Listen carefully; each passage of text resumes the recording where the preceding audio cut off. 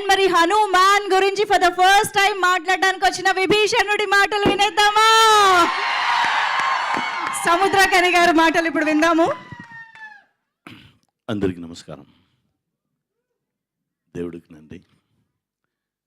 చాలా ఎమోషనల్గా ఉంది. ఎప్పుడే మంచి విషయం చేయాలంటే దానికి దేవుడు బ్లెస్సింగ్స్ ఉండాలని చెప్తారు.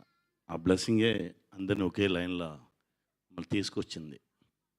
Thank you God. ఈరోజు రాగానే ఎయిర్పోర్ట్ని బట్టి నేను మనిషిని చూశాను.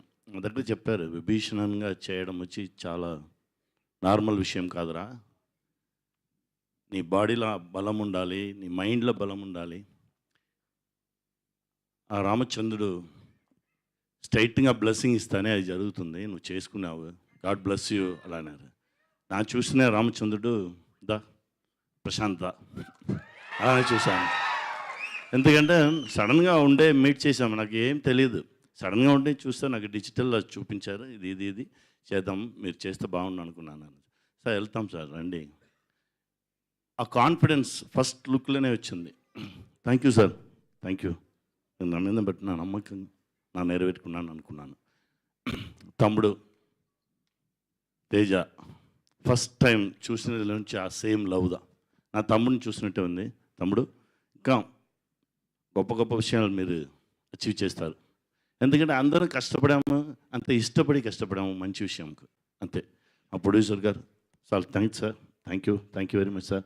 Editor sir, art director sir, music director sir, చాలా బాగా చేసుకున్నారు సార్. ఆ సౌండ్ను ఒక్కొక్క థియేటర్లో వినగానే ఒక్కొక్క మాదిరి ఎమోషన్స్ వస్తుంది sir.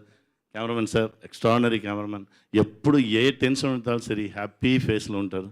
Thank you sir, thank you brother. తమ్ముడు థ్యాంక్ యూ. మీ అందరికీ నమస్కారం అండి. మీరు లేదంటే ఈ సక్సెస్ లేదు. Thank you very much. Thank you so much sir.